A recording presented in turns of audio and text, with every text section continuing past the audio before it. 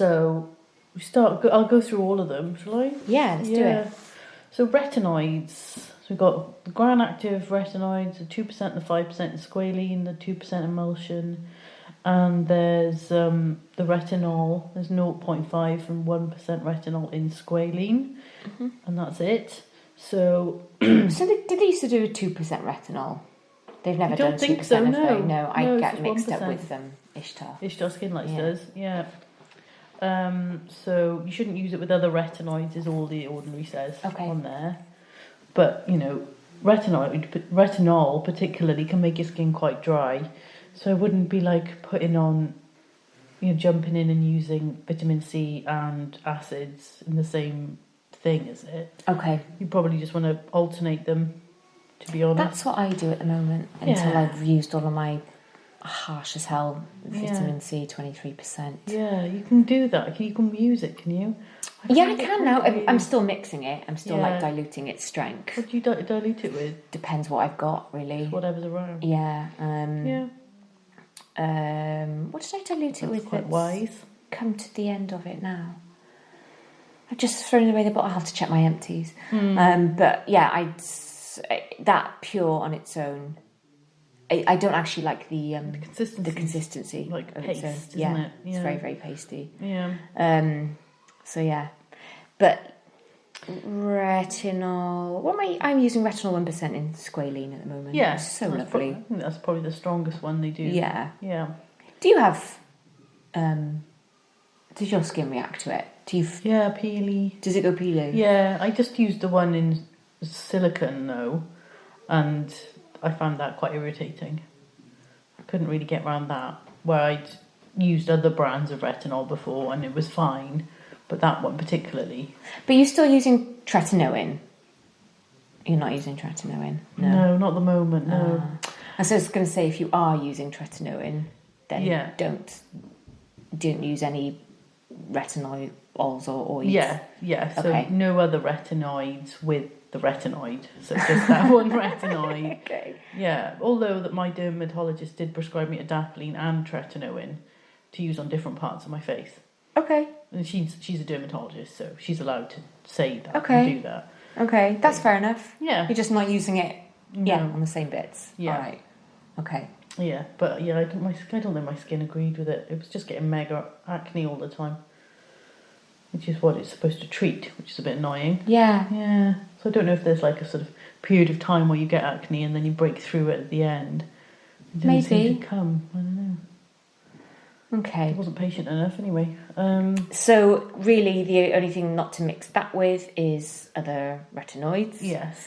So you wouldn't use gram-active retinoid and retinol at the same time. Why would you do that? I don't know. Yeah.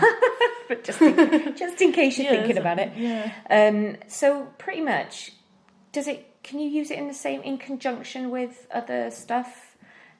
You know, it's not a like, what was I thinking? With vitamin C, never ever mix with. Well, I think that it depends on your skin. So, for someone who's not using it already, don't try using it with vitamin C. Wait until your skin's entirely got used to it, and then try and bring the vitamin C in, maybe.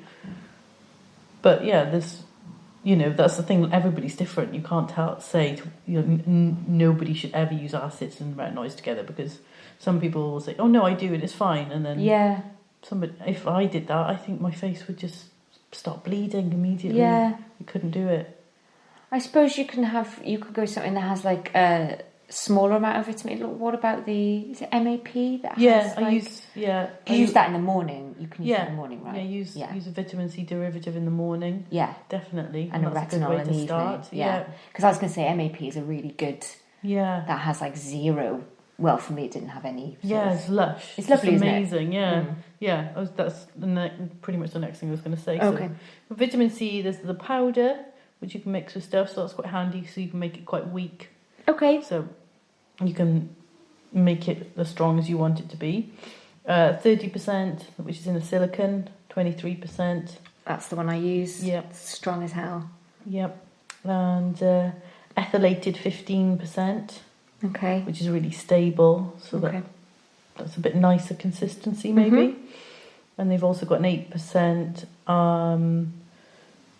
ascorbic acid and alpha-arbutin. That was lovely. It's like a sort of oily sort of texture to it. Yes, but not too oily. So it's almost like a squalene feel to it, almost, isn't it? It's not it's not lovely. greasy. Yeah, really nice. And you can put that on in the morning, and it's lovely and light. Yeah. Yeah, it's really nice. And if you've got pigmentation, it's got but 2 things in it, so it's quite handy. So so with your vitamin C, you want to pick that for aging and pigmentation and as an antioxidant. So it sort of supports the protein in your skin and keeps it firm. You can't use pure vitamin C, so the 23%, the 30%, or the ethylated, or the 8% plus arbutin. You shouldn't use any of those with niacinamide or EUK 134, which is an antioxidant. But the derivatives you can use those with anything you like at all. So I think they're a really good bet, really.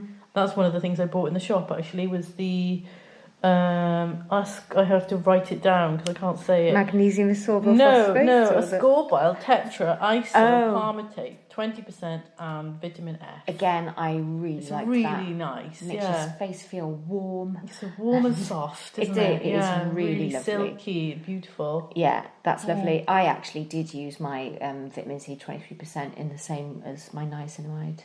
I have been. I know. And nothing bad happened to you? I don't know if it stopped it, one cancelled out the other. I don't think so. It's really weird. There's loads of... So we've discussed this before, I know, but the Ordinary website says don't use vitamin C with a niacinamide. And then lots of others, like subreddits, are like, bollocks, you can. And Paula's Choice says, yes, you can. And blah, blah, blah. So actually I did, only because I had a load of niacinamide. And I really wanted to use up my vitamin C really quickly. So I kind of did. I was using my niacinamide pretty much twice a day. Yeah, I like it. So I did. And actually it really calmed the sort of fiery side effects of that 23%. So yes, Ordinary says don't do it. I have done it. Lots of other people do it. But who knows the truth? It's all happening at a molecular level. Exactly. But the MAP stands for magnesium ascorbyl phosphate. So it's 10%. Yeah, it is so lovely, and it's nice. It's like a moisturiser, isn't it? Exactly. I used to use it as a moisturiser, and actually, again, it's really good if you've got pigmentation issues, because I think it's like mountain peanut oil or something derivative in there. I think MAP is soluble in oil, which means it can diffuse deeper into your skin and get to the cells that have pigmentation. So that's a good one for pigmentation. The ascorbyl tetra isopalmitate 20% is also oil soluble. So that's quite good for pigmentation as well. You. Yeah, because that's in the regimen guide there, isn't it? If you've got pigmentation issues, they recommend those too. But also, they don't conflict with anything, so you can use them with peptides. Then you know niacinamide. I'm going to start. They're a better bet to my view. Yeah, they're less likely to cause irritation. I use vitamin C. It gives me blackheads because it oxidizes if it sits there long enough. And lots of people don't get that problem, but I do, and I find that's just horrible.